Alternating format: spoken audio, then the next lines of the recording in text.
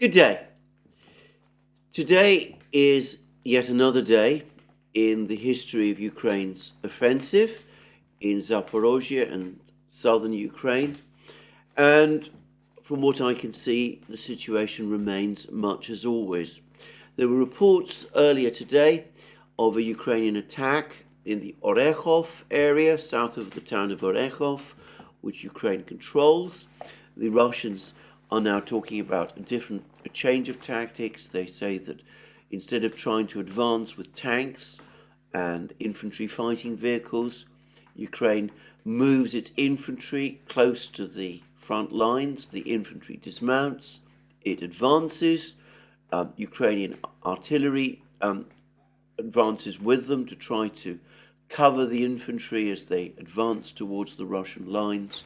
But the Russians say that their own troops are able to hold the lines, and that as a result of both Russian fire and Russian artillery strikes on the Ukrainian infantry fighting vehicles behind the front lines, Ukraine is taking severe casualties in these attacks. Well, again, I'm not able to independently corroborate any of this, but certainly, despite claims to the contrary that you sometimes get from Kiev, if you look at the overall maps of the situation, it's clear that Ukraine has up to now still failed to make any significant progress in the fighting. It continues to be bogged down in advances that don't seem to be leading anywhere on the front lines, and the situation continues to be much as always. In other words, that Ukraine's attempts to achieve advances, to make progress, don't seem to be going very, very far at all. Anyway, that's how it looks to me, and it doesn't just look to me that way, but there's also been a very interesting article in 45 by Lieutenant Colonel Daniel Davis, who has been discussing the state of the war, and he's been saying the fact that for the moment there's no real sign that Ukraine is achieving any significant progress in this offensive. It seems to be unable to make any progress. And Lieutenant Colonel Daniel Davis, who is, of course, a military officer with a military background in the United States, a person who's actually led US forces in battle, he takes the view that there is nothing realistic that Ukraine can do to redress the situation. He points out that Russia has an enormous industrial capacity, that it has probable superiority in manpower on the front lines, certainly in trained manpower, or so it seems to me, that it's got big advantages in artillery, numbers of tanks, numbers of drones, and of course it has air superiority. And there doesn't seem to be any realistic way that he can think of that Ukraine can reverse these problems that are accumulating and have been accumulating over the last few weeks as this offensive has been underway. And Lieutenant Colonel Daniel Davis's suggestions to Ukraine mirror those of Simplicius the Thinker, by the way, and to some extent of myself. He suggests that the most sensible course for Ukraine to take is to call off the offensive entirely. He suggests that pressing on with the offensive, all that it is doing is depleting the size of the Ukrainian armed forces. It's causing huge manpower and equipment losses which the Western powers will not be able to replace, that there's no magic solution to Ukraine's problems, short of outright Western intervention, which we will come to later in this program, and for which clearly Lieutenant Colonel Davis doesn't seem to think is likely. And in light of this, rather than burn up its military in this offensive, which is all that Ukraine is achieving, its better policy would be to pull back, try to build up its own fortified lines, to deter Russian offensives, and then sit down and try to negotiate with the Russians in order to achieve some sort of compromise. A compromise peace, which it must be said would be less advantageous to Ukraine than the one it almost agreed in March last year, which would result in significant territorial losses, neutral status for Ukraine, things that, as Lieutenant Colonel Davis admits, might be very difficult for the Ukrainian leadership to accept and might be difficult to sell in Ukraine politically, but he clearly thinks that that is the only realistic choice, the only rational choice that Ukraine has. Well, that's Lieutenant Colonel Davis's assessment. I can't really argue with it. It seems to me that this is the obvious thing that Ukraine ought to be doing, but that there is no sign that Ukraine is doing it for the moment. And in fact, what we find is that just as Ukraine continues these attacks in Zaporozhye region, just as it continues, by the way, to try to conduct send raiding parties across the Dnieper River into Kherson region, where apparently, according to the Russians, these raiding parties immediately get shelled by Russian artillery, which picks them off, and again they suffer heavy losses, and they're never able to consolidate positions, either on the islands in the Dnieper or on the east bank when they reach it, which isn't often for any length of time. But anyway, even as these fights go on, even as these Ukrainian attacks go on, we're getting more and more information that the Russians are pushing harder and faster further north. Apparently, Russian advances in the Kupiansk and Liman directions can sometimes be kilometers, measured in kilometers in any particular day.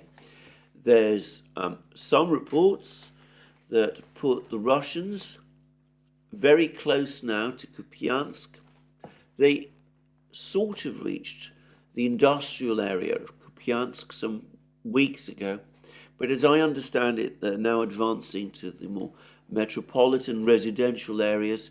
I saw a report yesterday that they were within 2.5 kilometers, or perhaps even 2 kilometers of those metropolitan areas, well within artillery and indeed even long-range mortar distance of Kupiansk. It's not clear yet what the Russians are intending in this area, and of course the Russians also seem to be attacking and advancing successfully in the Liman area, as I discussed yesterday, and in Marinka, where they seem to be gradually clearing Ukrainian troops from the areas near Marinka and in the fortified positions that Ukraine still clings on to in the western parts of Marinka. And just a short time ago, I saw that there were also reports that the Russians are now busy trying to making advances in a small village, a fortified village Ukraine controls called Spornoye. I believe this is in the northern Donbass region, not far from Seversk. I sort of remember that the Russians captured it for a short time, but Ukraine was able to recapture it. Well, it looks as if the Russians are again closing in, and it could be that they will also capture Spornoye fairly soon. So we have a situation where Ukraine is making little progress, but seems to be determined to continue its efforts to launch these attacks, and where the Russians, for their part, are making significant progress in places where Ukraine is not attacking, but is in fact defending. Meanwhile, yesterday, more reports of more Russian missile and drone strikes now across Ukraine. Some admissions, in fact, from Ukrainian soldiers that these missile and drone attacks are now causing real damage, that they are generally affecting Ukraine's ability to continue prosecuting the war, or at least continue with the offensive, and that Ukraine is finding it difficult to keep its men on the front lines supplied with the ammunition and the equipment that they need in order to conduct the offensive. Well, that's the information from the moment. As I said, we're still perhaps in a kind of lull situation. Perhaps lull is a better word than a pause, but clearly Ukraine has not given up on the offensive. It's still trying to launch offensives in various places on the southern fronts. It's not reached the heavy Russian fortified lines. There's claims in the Western media that Ukraine has captured 8 villages, and there's admissions in the Western media that it suffered heavy losses capturing these 8 villages. But what the Western media doesn't tend to say is that there's good reason for thinking that of those 8 villages, some of them at least may have passed back under Russian control. Anyway, that is the situation as of the making of this video on the front lines, and no real sign, as I said, that things are going to change anytime soon. But in some ways, the most interesting piece of information by far that has appeared over the last couple of hours has not happened on the front lines. It has happened in Moscow, where President Putin chaired a meeting of Russia's Security Council. Now, these happen regularly, every Thursday, but this meeting was extremely unusual in that it was partly televised, and we heard a detailed discussion between Putin and his 2 top security advisors, General Shoigu, who is the defense minister, and Nikolai Patrushev, who is the secretary of the Security Council and the man who supervises Russia's intelligence agencies. They both provided Putin with an update about the actual state of the fighting, with detailed discussion of Ukrainian losses in a way that has never happened before at any point during this war. And it is to that Security Council meeting that I'm going to turn, and which I'm now going to discuss in detail. Now, the Russians have provided, the Kremlin has provided, a detailed a readout, a transcript of at least the first part of this discussion. I mean, much of the discussion of the Security Council, as Putin said, involved discussions of other matters, the development of the Collective Security Treaty Organization and the Eurasian Economic Union, and the kind of discussions that took place. But as he says, that first of all, I would like to begin with the issues on the current agenda, the situation in the Special Military Operations Zone, which is more important than any other. And then he invited first Shoigu, the defense minister, to discuss what is the current situation on the state in the zone of hostilities. And Shoigu said that the situation is shaping up as follows. After almost 16 days of active combat operations. Now, already I have problems with that because by my count, it's not 16. It wasn't 16 days as of yesterday, but more like 19. But anyway, I'm going to jump that because I don't think that's particularly important. Maybe Shoigu's counting is off, or perhaps mine is, or perhaps Shoigu is excluding certain days when there's been less fighting. But anyway, after almost 16 days of active operations, the adversary sustained heavy losses and is no longer as aggressive as it used to be.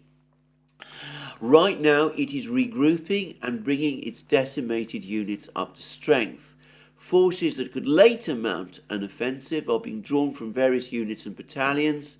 This is the lay of things in one sector. In other sectors, as is natural, the adversary still has forces for further offensive operations, despite considerable equipment and personnel losses.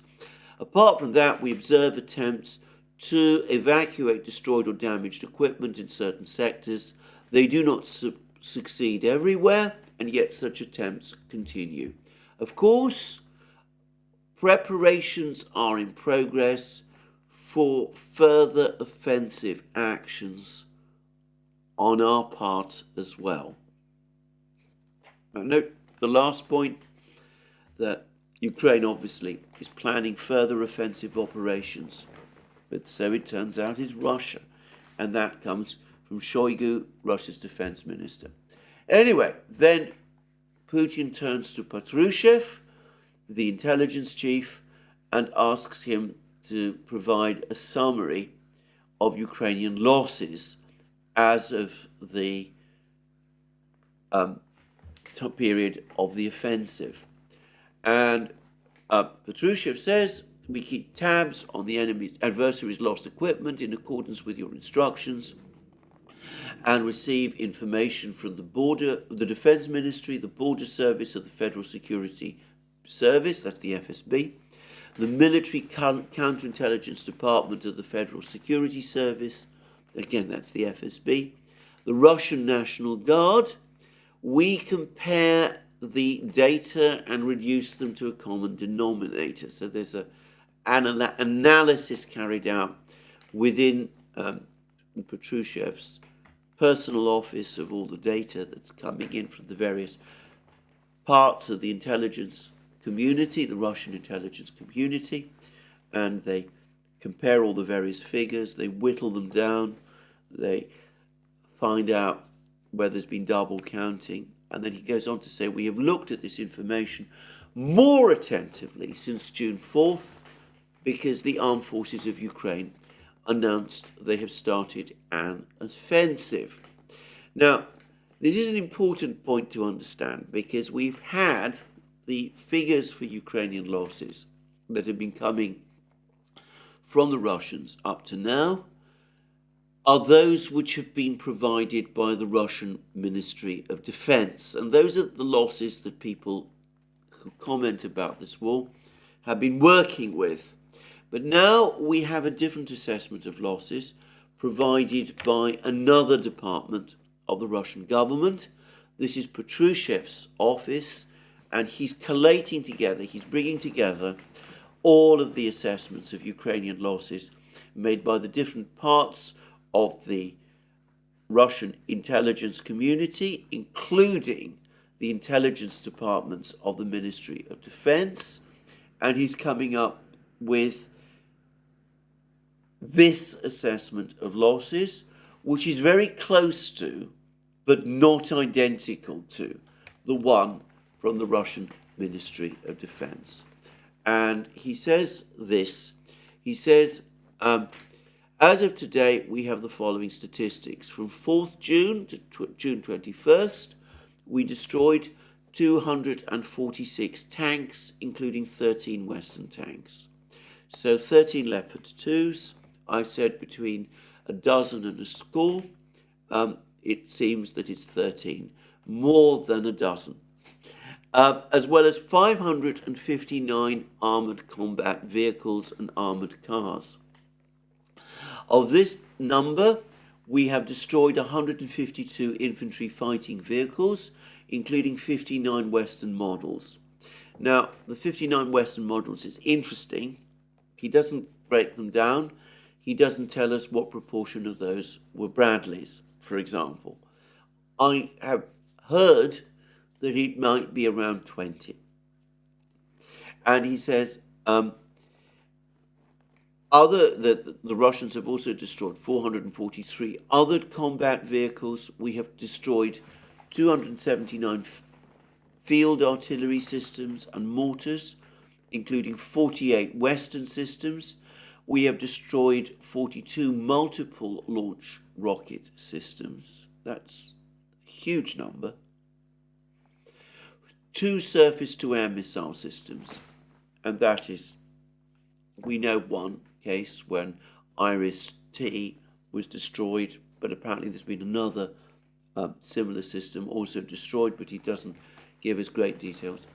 10 tactical fighters. So Ukraine's suffered quite a significant number of lost fighter jets, MiG-29s, Sukhoi 27s over the course of this campaign, perhaps also Sukhoi 25 ground attack aircraft, 4 helicopters, 264 drones, and 424 motor vehicles. Now the drones, the 264 drones, will be the larger drones. We've heard other reports from Western sources which says that Ukraine is losing around 10,000 drones a month, but those will mainly be smaller drones. These are clearly military drones. The smaller drones, many of them are commercial drones, which Ukraine has adapted for use on the battlefields. Patrushev is clearly talking about military drones. Anyway, that's Patrushev's figures. 246 tanks, including 13 Leopards, Leopard 2s, 595 armoured combat vehicles, 152 infantry fighting vehicles, around a third of those Western, Bradleys, Marders, Strikers, other types of vehicles of that nature, and 443 other armoured combat vehicles, large numbers of field artillery, multiple rocket launch systems, drones, helicopters, fighter jets, motor vehicles, and, of course, 2 surface-to-air missile systems, one of which, as I said, we know is an IRIS-T. And then Putin asks him, what about personnel losses? And Patrushev says, I believe that the information we receive about service personnel is more fragmented, but I can say that the grand total is over 13,000. And Putin says, is this generalized data?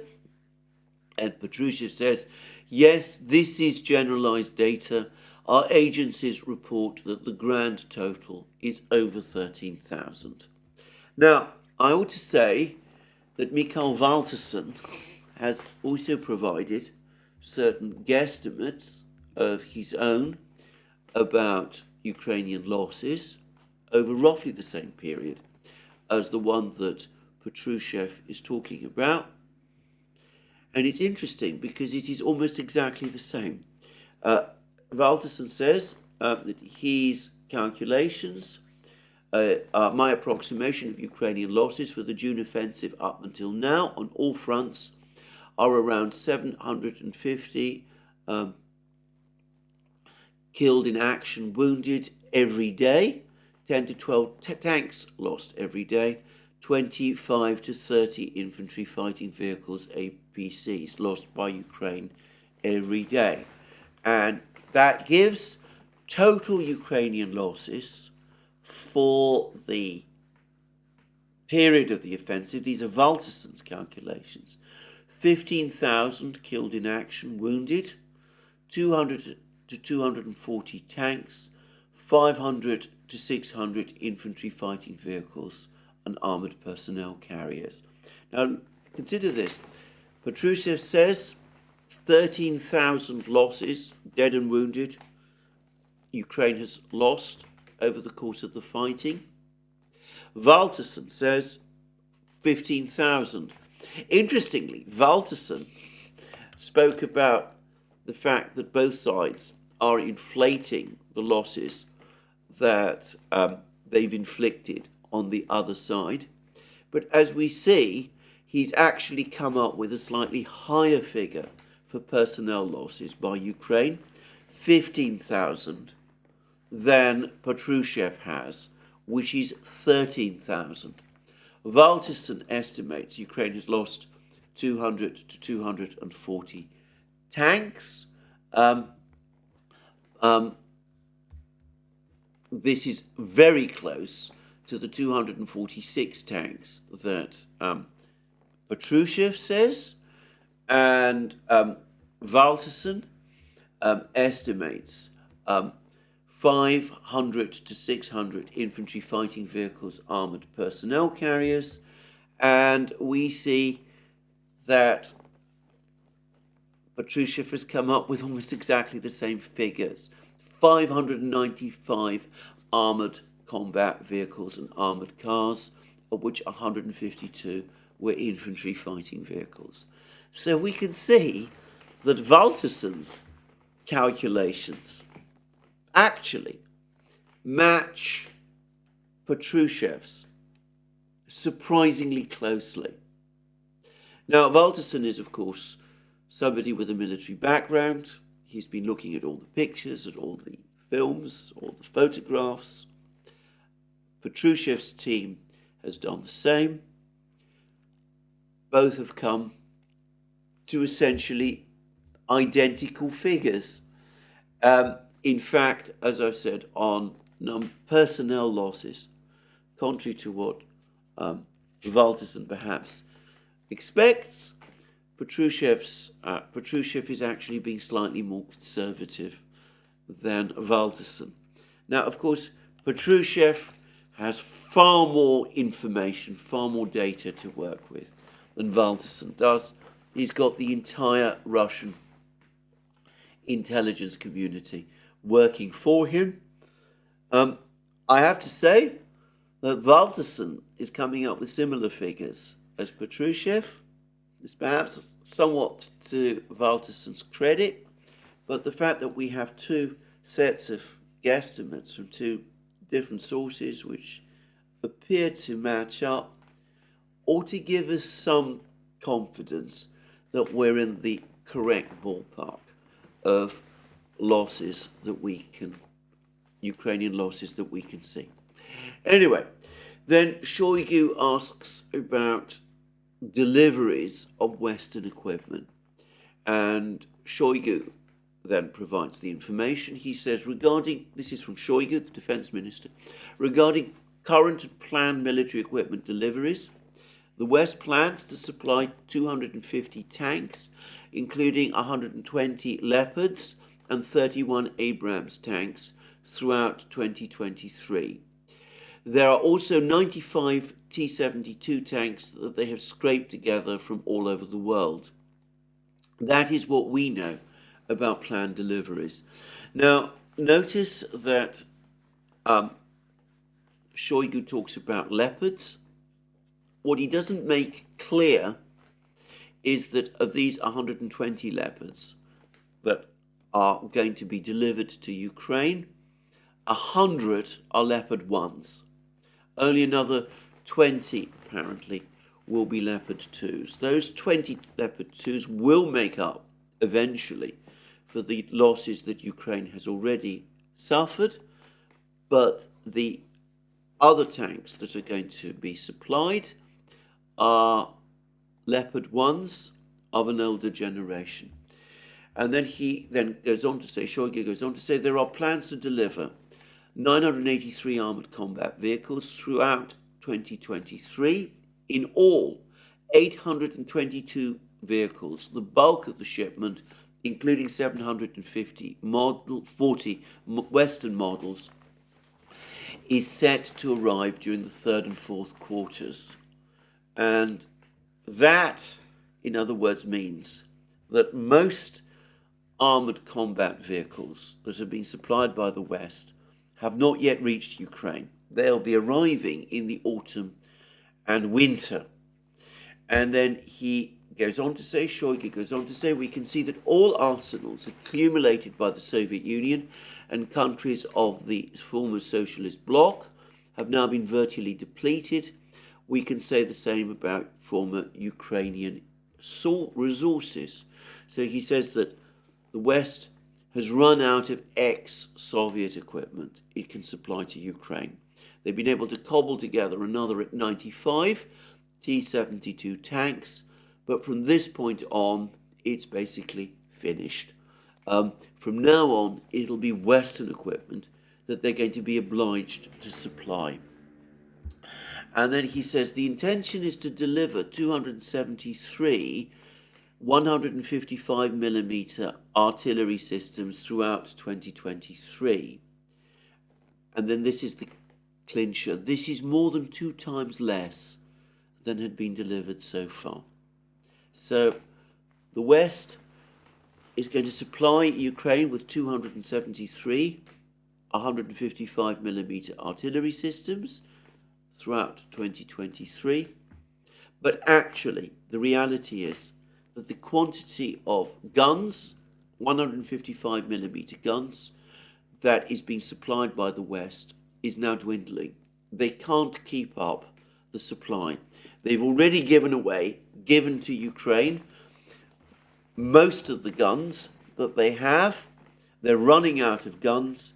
They can't keep on supplying guns at the rate that they previously did, and the number is declining. And then he talks about manpower losses, and it's very interesting. And he goes on to say, he says that, and this is significantly further down the program, he says, the transcript, he actually makes a very, very interesting admission. He says that, yes, Ukraine has probably lost around 13,000 men over the course of this offensive. And he also says something about how the Russians are obtaining this information. And Shoigu says that they're obtaining this information, the Russians are obtaining this information principally from radio intercepts, that they're getting indications about the number of Ukrainian losses from radio intercepts. And he says that this is what Shoigu actually says. He says, Putin asks, I understand that it is preliminary data because it is impossible to immediately account for every detail on the battlefield, but I get the general idea. And Putin asks Shoigu, are you able to confirm the data on enemy personnel losses? And Shoigu says, yes, we can. We confirm these data. They largely come from intercepted information, reports from Ukrainian unit commanders on sanitary and irretrievable losses. So that's the source of all those reports on the Russian Ministry of Defense's bulletins, which appear once or sometimes twice a day. They give lists of the numbers of troops Ukraine has lost in any particular Russian attack, and this includes dead and severely wounded. And Shoigu has just told us how they get this information. They're listening in to what the Ukrainians report to their higher commanders. Ukrainian unit commanders report their losses. The Russians keep a careful record, and they collate them at the end of the day, and they report them as part of their communiques at the end of the day. So there's been a lot of discussion about where the Russians get this information. They get them principally from intercepts of internal Ukrainian communications. So that perhaps gives us again some sense of why the Russians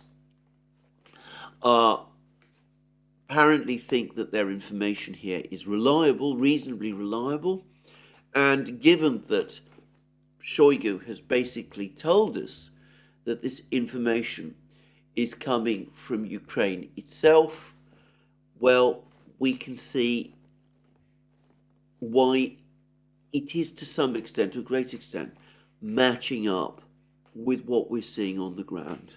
So these figures, this figure of 13,000 dead and wounded Ukrainians over the course of this offensive. Slightly less, as I said, than Valtersen's calculation. Shoigu tells us that the Russians have arrived at it by collating information obtained from radio intercepts of reports from Ukrainian unit commanders. But then perhaps we come to what is in some ways the most interesting section of this transcript. Now, nowhere in it do we have any accounting of Russian losses. Shoigu and Patrushev don't provide this information to Putin in this public part of the discussion.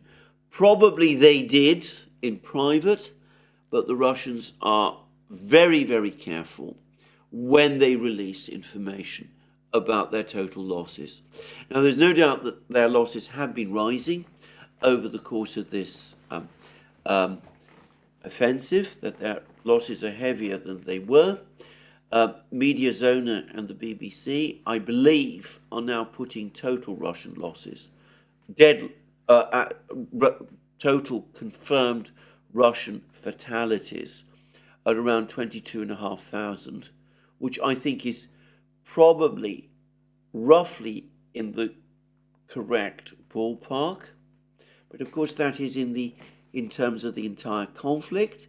It probably doesn't take into account losses over the last week or so, because this is a historic number. There's probably a considerable spike. And of course, we're not told about wounded, numbers of Russian wounded, many of whom perhaps do eventually recover. So we're not comparing like with like. If the Russian losses seem much lower than the Ukrainian ones overall, it's partly because we get figures from Mediazona and the BBC that give us Russian fatalities, whereas the Russians are providing us with figures for Ukrainian fatalities and also for Ukrainian severely wounded. But having said that, nobody, I think, disputes that Ukraine is suffering much heavier losses than Russia is. And Valtersen, again, has something to say about this. He says that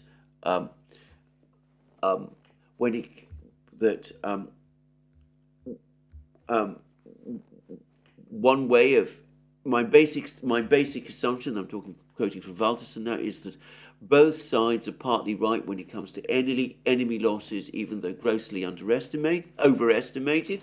We see that the Russian losses, the Russian claims, might not be so grossly overestimated. They actually correspond very closely with his own estimates. But anyway, just to move on, if you can back up your claims with photo-video confirmation, the claims are, of course, much stronger. Another way to estimate losses are by looking on what kind of warfare that's being conducted. Attackers often lose more men than defenders, but that could change if attackers have overwhelming artillery support, or being strengthened even more if defenders have massive artillery support. In Bakhmut, Ukrainian soldiers on the ground said that 70 to 80% of their losses came from artillery. Let's calculate casualties and be kind to the defenders. The defenders lose 7 to artillery for every 3 in ground battles. If your artillery is weak, you will kill 2 to 3 attackers with it, and 2 to 3 times as many attackers on the ground as you lose. That's 6 to 9 attackers. All in all, defense loses 10 and attackers 8 to 12. That's even if we're kind to the defense and attackers have artillery superiority. So he says even if Ukraine actually had an advantage in artillery, it would be unlikely that Ukraine would be suffering significantly fewer losses than the Russians are. But then he says, move this to today's fighting, to the reality, where the defenders, that's to say the Russians, have clear artillery and air superiority. Then the calculations change and are like this. Attackers lose 8 to artillery, air assaults 2 in ground combat. Defenders lose 2 to 4 to artillery and 1 to ground combat. All in all, that's 3 to 5 lost defenders for every 10 dead attackers.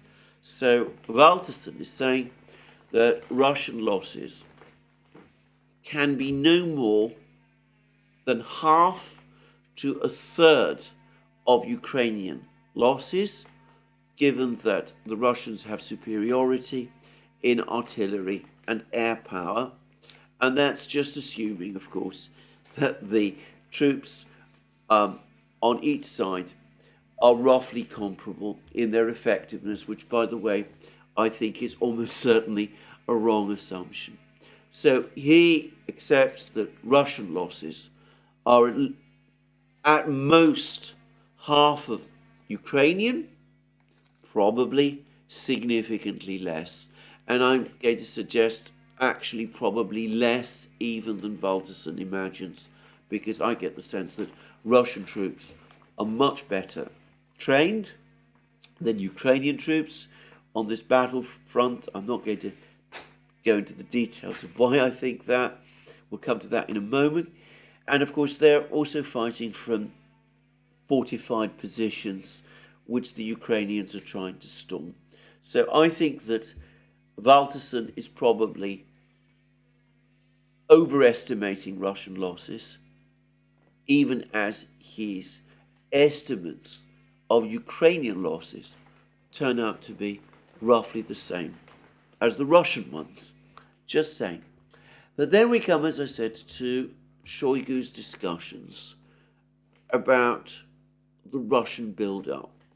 He says this: in the context of losses, the losses listed by Mr. Patrushev, and taking into account earlier developments, we now realize that the amount due to be delivered to Ukraine by the West throughout 2023, as well as those weapons that have already been delivered, will not seriously affect the course of hostilities.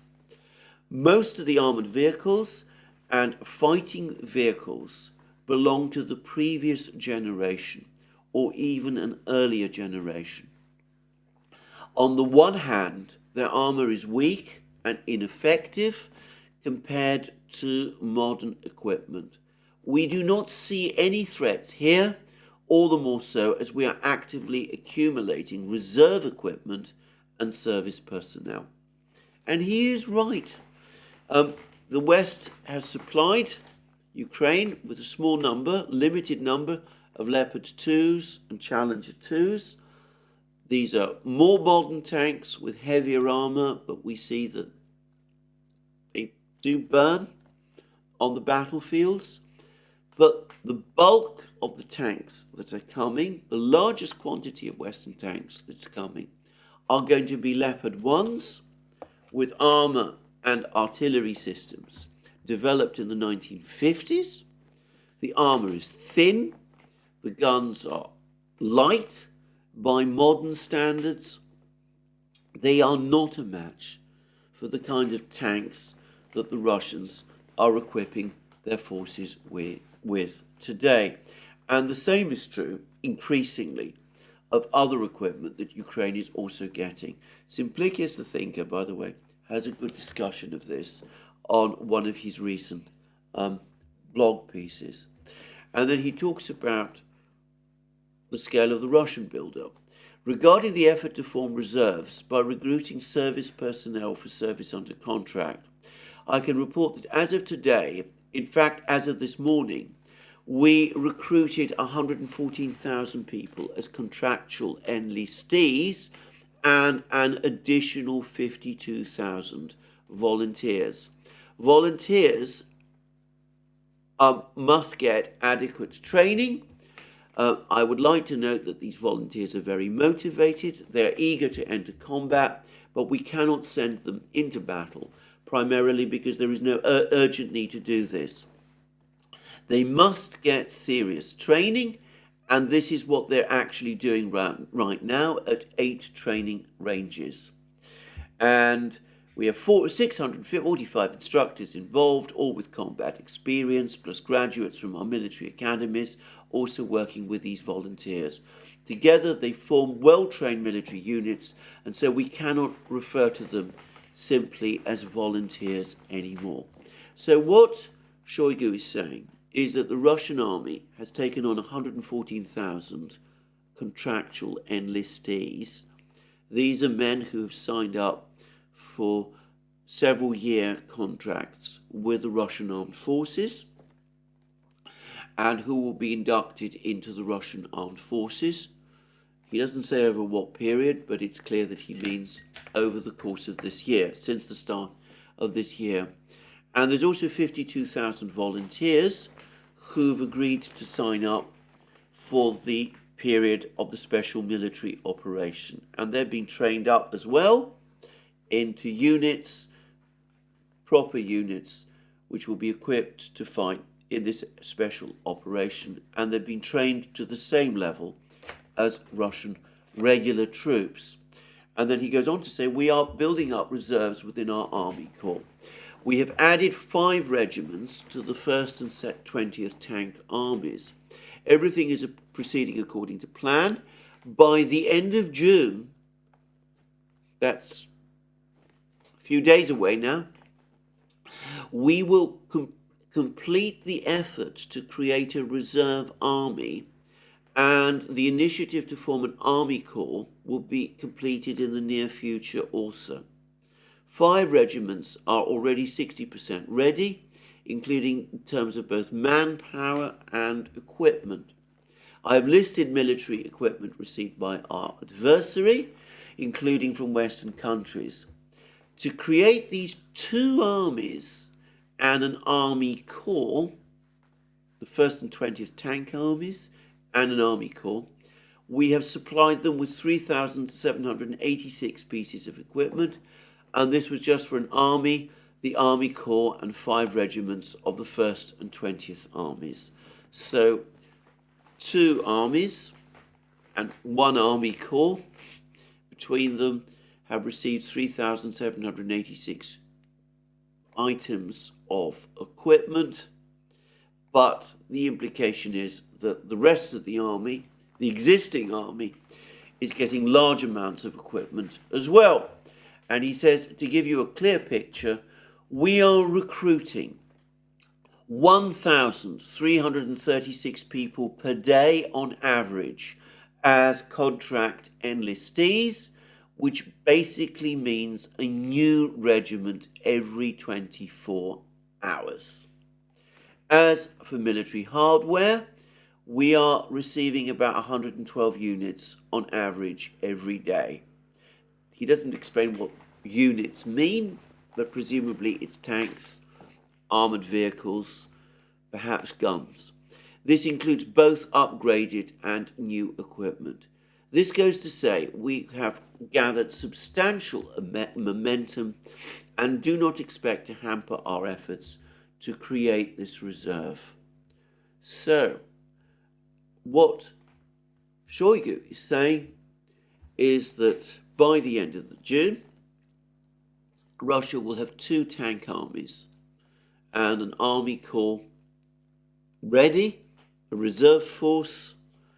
We're not told exactly what the purpose of these 3 units will be. My understanding from these rather complicated information, and there's no doubt at all that Shoigu is being intentionally rather vague, is that these 2 tank armies and this corps, the 2 tank armies, which are permanent forces made up of contract troops, have been basically created, have been largely created since the start of the year. I suspect most of the contract soldiers are people who've recently served as conscripts in the Russian armed forces, so they will have a fair amount of training already. And the corps that he's talking about presumably is made up of these 52,000 volunteers. So 3 powerful units also being created, and the Russian force continues to grow at the rate of an extra regiment and numbers of men enough to form an additional regiment every 24 hours. And note that this is happening with volunteers and people coming to sign up contracts as professional soldiers. Now, I've not discussed mobilization practices in Ukraine. We've seen many pictures of people being basically press ganged into the Ukrainian army. I don't know, and I must say this, I don't know how representative of what goes on in Ukraine that is, but there's no doubt at all that there's a lot of pressure in Ukraine on people to enlist, whereas the Russians are able to recruit the equivalent of a regiment of men a day from people who want to take out long-term contracts with the Russian army and volunteers. So the Russians are able to increase the size of their armed forces from a much bigger manpower pool than Ukraine without having to engage in these forced mobilization practices that some people have been talking about. Now, there's been a lot of discussion about why the Russians, for the moment, have not announced a further mobilization. I think these figures tell us the reason. Russia has received, according to Shoigu, 166,000 recruits, either people signing up for long-term contracts or volunteers since the start of this year. Enough apparently to create 2 tank armies and an army corps, an additional army corps. There just isn't the need for the moment for mobilization. Perhaps there might be eventually, as Putin said, if they do decide to move on to Kiev or do something like that. But for the moment, they have all the men that they need, and more men are coming forward all the time. And again, Shoigu is very vague in some ways about the figures. He doesn't break them down. He doesn't tell us what proportion of tanks, what proportion are infantry fighting vehicles, what proportion are guns. But overall, the impression he gives is that equipment levels are growing to match the number of troops that are being recruited, even as the rest of the army, the operative part of the army, the part of the army that is already fighting and engaged in this battle, even as that army continues to receive recruits and troops and ammunition and equipment as well. So, a contrast, a improvised equipment program from the West running around trying to find equipment, cobbling together tanks, T-72s that they're able to cobble together from around the world, Leopard 2s that they can find as well, Leopard 1s that they take out of storage and dust down and try to pass off as modern tanks. Artillery pieces from the West are already in short supply. Infantry fighting vehicles, they can supply quite a lot of that, and there's still significant stocks of those. But even there, the numbers are not infinite. and at the same time, Ukraine having to engage in increasingly desperate attempts to mobilize troops at the same time, engage in very tough mobilizations of troops, whereas the Russians, in Shoigu's words, have gained a kind of momentum. Military production is rising, the army is being equipped, bottlenecks and problems there are being resolved, and men are coming forward voluntarily in large numbers so that the size of the army is growing, even as the troops are being trained up to the level needed in order to conduct combat. So it's a study in contrasts. Now, I should say that this can give a misleading impression to some extent about the extent of Western support to Ukraine. Now, putting aside the fact that Russia's scale of Russia's build-up has been enormous, far greater than what the West, and I suspect the Ukrainians, ever imagined was possible, the West has actually invested hugely in support for Ukraine. I saw a comment, I think it was on Slavyangrad, that if you break it down, the West has supplied Ukraine with more tanks in a year than the Soviet Union supplied to North Vietnam over the 20 years of the various wars that took place in Vietnam, starting from the mid-1950s all the way up to presumably the end of the war, the Vietnam Wars, in 1975. So that gives you a sense of the sheer scale of the West's commitment. And given that that is so, it's not surprising that the West must be baffled by the fact that despite this enormous commitment, the Russian build-up, the build-up on the Russian side is so much greater. And I suspect that this explains a lot of the miscalculations that the West made back in 2022 when they first started to supply weapons to Ukraine, and perhaps at the start of the year when they decided to commit tanks and machines to support Ukraine's offensive. Given that they were giving Ukraine pretty much all they had, they couldn't believe that Russia would match it.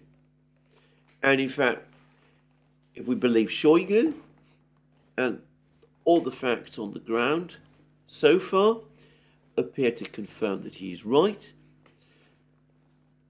the Russians have not only matched what the West has supplied to Ukraine, but they've hugely exceeded it. And given Western assumptions about Russia, perhaps it's not surprising that that mistake was made, just as given Western assumptions about Russia, it's not surprising that the West made serious errors about the impact of sanctions on the Russian civilian economy. So there we are, a situation where the offensive is not making progress, where the West has massively invested in Ukraine, is now struggling to keep up the numbers, but where the Russians are experiencing rising momentum, both in numbers of troops that are enlisting and in equipment that is being supplied to their army. General Austin, right at the start of the war, was saying that one of the purposes of the war was to weaken Russia. As we can see, it appears to be doing the opposite. in military terms, Russia is becoming much stronger, even as the economy appears to be, the Russian economy appears to be growing more strongly as well. Now, all of this may explain some of the conflicting signals we are getting. The Pentagon has now issued a statement that they are now not at all keen on supplying ATACMS missiles to Ukraine. We've had this comment from US Deputy Assistant Secretary of Defense for Russia, Ukraine and Eurasia, Laura Cooper. She's reported to have said, I think there are many capabilities that are useful. When we have looked at ATACMS, we have also taken into account other practical considerations like availability and also whether there are substitute systems. Right now, we're seeing the effectiveness of the Storm Shadow systems provided by the United Kingdom. My concerns to the practical aspect of availability, in other words, there's only a limited number of ATACMS, and whether there are other systems like Storm Shadow. And so she's saying, really, it isn't a good idea to supply ATACMS. We don't have that many of them. And besides, the Storm Shadow systems that Britain is supplying are a sufficient and adequate substitute. I doubt, by the way, that the Ukrainians would agree with that, but we can see that some officials in the Pentagon are not keen on pouring more valuable weapons into this black hole, which in terms of weapons, Ukraine appears to be becoming. On the other hand, on the Ukrainian side, we see growing escalation in rhetoric, and alarmingly, it appears to be focusing increasingly around the Zaporozhye nuclear power station. The Ukrainians have said that the Russians intend to blow it up. The Ukrainians are now conducting drills to prepare for that possibility, or so they say, all of which, to my mind, strongly suggests that some sort of incident involving the Zaporozhye nuclear power plant is now being actively considered. It looks like it's no longer the case that there's a serious plan to try to capture it. Perhaps there's been some kind of realization that sending men to cross the Kharkovka reservoir in order to storm the power station is not, as I've argued many times, a good idea. But anyway, it does seem as if some kind of threat to the nuclear power plant is starting to develop. All I will say about that is that I hope that if anybody does have such ideas, on whichever side they put them aside, it seems to me a most dangerous and reckless thing to do. I can't imagine that this will advance anybody's political objectives in this conflict. It looks to me like an increasingly desperate and reckless step. And given that it is such a reckless and dangerous step, and given what the Russians are telling us about their position and about the build-up that they're undertaking, and given the information we have from the battlefronts, I don't see why the Russians would be interested in making a dangerous step like that against the nuclear power plant. I would have thought that they would be content to leave things there basically as they are. But anyway, these are alarming words. We'll see what happens over the next couple of days. But it does make me wonder whether, with the offensive having basically ground to a stop, whether somebody might be thinking of something along those lines with a nuclear power plant, in which case, as I said, I think that was an extremely dangerous and reckless thing to do. Now, all of that has been going on in Ukraine. This is the information that the Russians have provided us. I think it's a most interesting discussion that took place at the Security Council, a unique one. It suggests that the Russian leadership are feeling increasingly confident about the situation so that they can reveal things like this, that the mood amongst the Russian leadership has now become so calm and confident that they can actually broadcast the fact to the world rather than exchange perhaps the rather more fraught and worried discussions that they perhaps had earlier in the war. But anyway, all this is interesting, and of course it does perhaps point to what is to come. 160,000 men being trained up in reserve forces, 2 tank divisions, an army corps, all apparently to be ready by the end of June. Reports that the Wagner organization is also being expanded in size, perhaps to 50,000 men also. That's a separate force from the one where Shoigu appears to be talking about. Perhaps, in other words, a force of around 200,000 additional troops on the Russian side by some time in the late summer. We'll see what it all means. We'll see if these figures are real. We'll see what the Russians plan to do with them. But note again that Shoigu did drop that brief hint that the Russians are planning offensive operations as well. Now, in the meantime, diplomacy continues. Joe Biden has apparently dispatched Jake Sullivan and Victoria Nuland to Denmark to meet with representatives of certain neutral countries, Turkey, India, Brazil, and all the rest, to try to get them to change their policies over the war. I think that's a hopeless enterprise, and the idea of Victoria Nuland being a person who's going to successfully persuade the representatives of these countries seems to me far-fetched.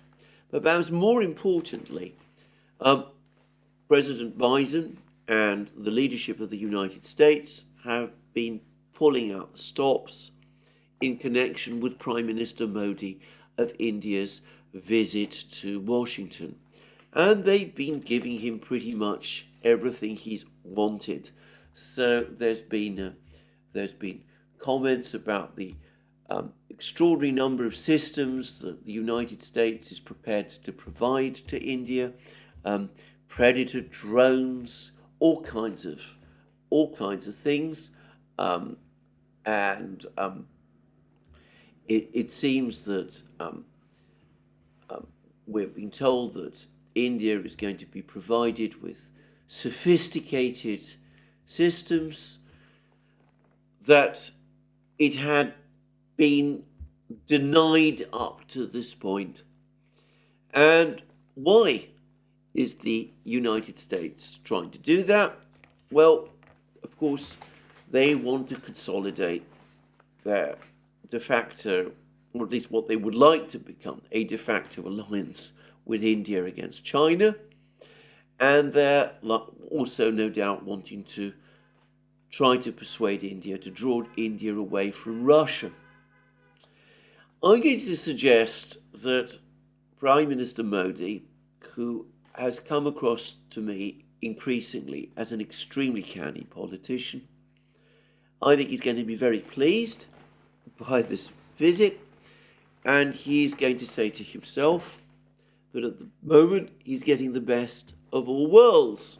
He's getting cheap oil from the Russians, and that's providing him with leverage in Washington, and it means that the Americans are prepared to provide him with Predator drones and all sorts of other things, proposed cooperation in space, jet engine manufacturing deal, an AI and technology agreement, further sales of Predator drones, all that kind of thing.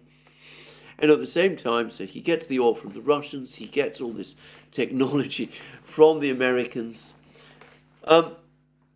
He's able to use all of that to gain leverage over China. It seems to me that he's playing his cards with incredible skill.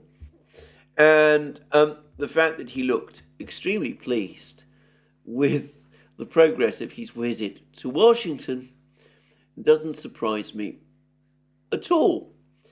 I have to say that I am a little surprised that the US doesn't fully understand that Prime Minister Modi, well, I'm not suggesting that he's taking the US for a ride, but the fact is, it seems to me that he's positioned India with great skill in a way that is clearly gaining disproportionate benefits from the relationship with the Americans. But anyway, it does seem surprising to me that many people in the United States don't seem to see that. Now, there's an Indian journalist called Barker Dutt who's written a piece for the Washington Post, and he said quite logically that no, America, India will never be your ally. And he said he cites colonialism, India's experience with colonialism, and its hard-headed realism about the world. And he said that this isn't going to change, that India is going to continue to pursue these policies as it has always done. And there are some Americans who seem to be increasingly coming round to this. There's been an article in Foreign Affairs by Ashley Tellis, a US official, former US official, who's apparently referring to the US over-investment in India, or gamble on India, as a bad debt.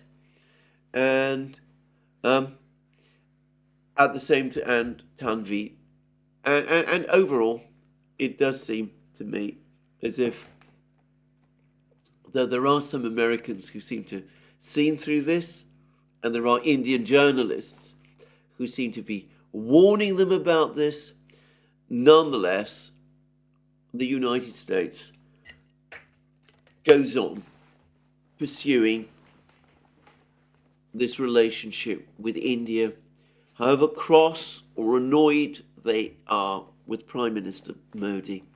They always end up giving him what he wants, because they're always afraid that if they don't, he will simply commit fully to the other side. Now, I don't have any criticisms of Prime Minister Modi at all in respect of all of this. I would say that, on the contrary, I think it's a textbook example of how a country like India is able to exploit its growing geopolitical weight to its own advantage through its successful positioning of itself between the various adversary great powers. And I think that more and more countries in the global south will be drawing their own conclusions from this and saying that, well, maybe we can't achieve this to the same extent that India does, but from our point of view, it doesn't make any sense to throw ourselves entirely into the American camp, because actually we can get more from the Americans if we don't. Anyway, that's all I wanted to say about Prime Minister Modi's visit. I should say that I remember many years ago, I think it was back in 2016, when Prime Minister Modi first visited the United States and addressed the Congress. And some people got overexcited and thought at the time that this signalled a US-Indian alliance in the making. I actually said at the time that it seemed to me that Prime Minister Modi was playing the Americans with great skill, and I remain impressed at the skill with which he continues to do it. Anyway, that's me for the day. I'm not going to say more today on this program. Just to remind you again, you can find all our programs on our various platforms: Locals, Rumble, BitChute, ODYSEE, Rockfin and Telegram. You can support our work via Patreon and Subscribestar. Links under this video. And of course, if you want to support our work, you can also go to our shop and buy yourself the amazing things that you will find there: our magic mugs, our hats, our hoodies, our t-shirts, our sweatshirts, all those great things. And last but not least, if you like this video, please remember to click the like button and to check your subscription to this channel. Thank you for joining me again today. More from me soon.